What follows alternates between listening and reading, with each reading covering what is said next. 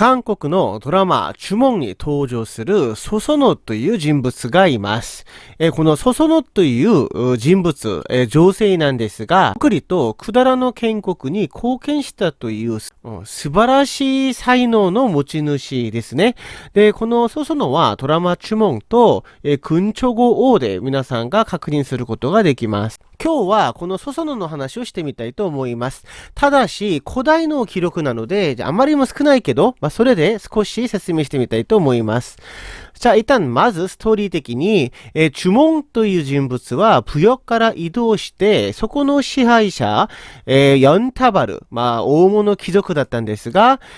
彼の娘、ソソノと呪文は結婚することになります。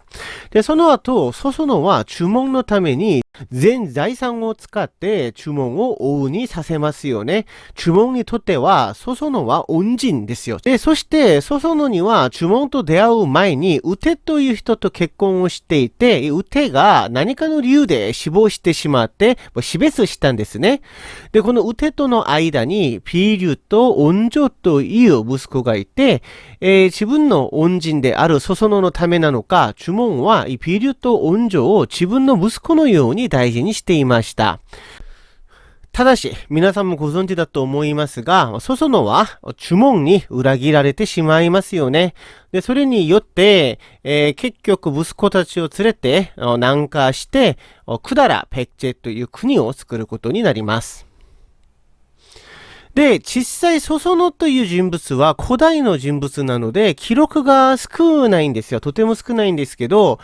三国式という記録書にはソソノの死に関する記録があります。ある日の記録なんですが、その日は記録が3つしかないんですけど、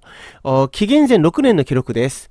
百済の首都である老人の女性が男に変身した。虎小雪が城の中に入った。王の母が死亡した。この日の記録にこの3つしか書いてなくて、この3つの記録は実際関連があるんじゃないかなと思ったら、ソソノはとにかく死亡したんですけど、記録を見てみたら、死亡した記録しかないということなんですよ。ただ、いろんな研究者がこれで推測をして、私がそれをまとめて、あくまで仮説なんですが、皆さんに紹介してみたいと思います。じゃあ、一旦まず、先ほど言った三国式というのは、実際国利と百済が滅亡した後に、新羅が統一をして、で、また500年後に、高麗が登場しますが、その時に書かれた本なので、実際1000年以上経った後に書かれた歴史書なんですよ。皆さん、1000年以上経ってから書かれた歴史書。特に昔の記録なので、正直に言ってそこまで正確ではないと思いますが、じゃあとにかくこの歴史書は朝鮮半島最古の歴史書として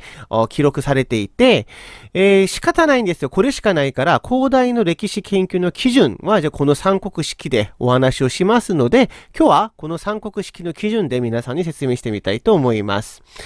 で、この三国式を見てみたら面白いんですよ。ピリュと恩女に対した記録に2つの説が書かれています。1つは、この2人は実際呪文の子供だ。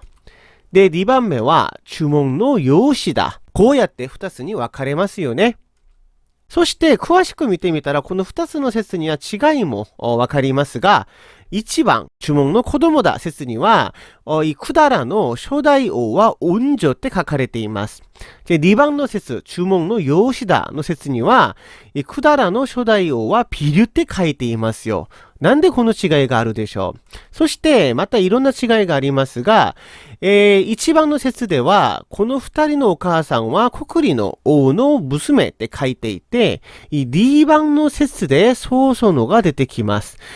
ピリュが王だったという説でソソノが出てきますよ。これだけちょっと覚えてくださいね。で、一旦ここまでまとめてみたらこんな感じです。1番、呪文の子供な説では、百済の王は恩女王から始まって、お母さんはある姫様です。で、2番の説では、実際百済の最初の王はピリュ王で、お母さんはソソノです。簡単に考えると、一つの国ができた時の記録なので、詳しく書かれていると思いますが、どうして説が2つ分かれたんでしょ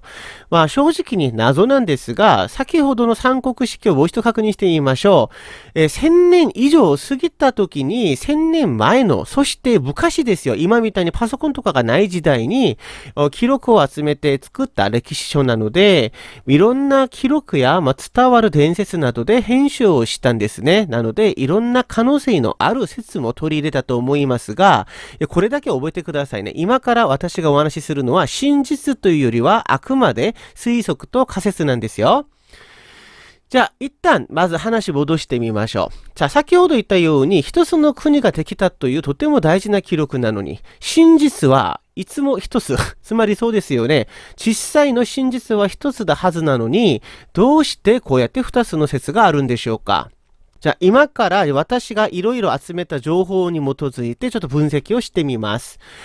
皆さんもご存知だと思いますが、古代国家にとって王というのは神です。なので、王を中心に神話が作られる。実際注文もそうでしたね。自分は神の息子だ。つまりヘモスですよね。なので、それで自分は他の人と違うということで神話を作って国を建てました。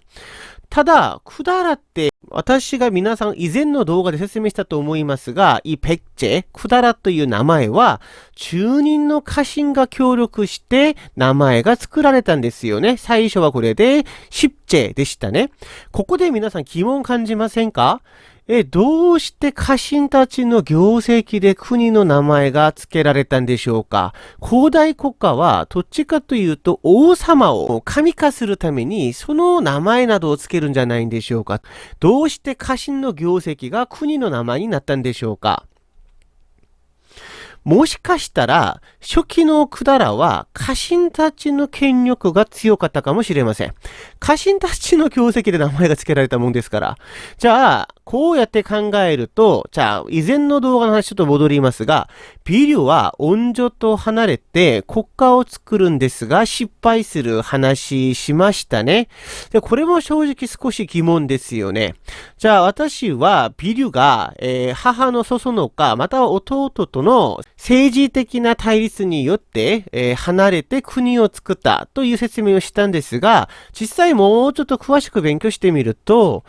ビリュは家臣から追い出されたんじゃないでしょうかなと思います。つまり、ビリュは長男として、王権を強くしようとしたんですが、家臣たちによって排除されたんじゃないかなと思いますね。家臣たちは自分たちの権力のための国が作りたかった。しかし、ビリュは自分が王としての強い王権国家を作りたかった。それによって、ビリュは排除されて、その弟の恩女を王にした。じゃあ、この話どうでしょうか？で、それで、実際恩女という王はあくまで家臣たちの言いなりの道家だったと思います。そして、ソソノはそれを全部見ていたと思います。つまりこのビリュが実際追い出されたのか、またはある意味では暗殺されたのかわからないけれども、とにかく家臣たちによって排除されたんじゃないかなと私は思いますね。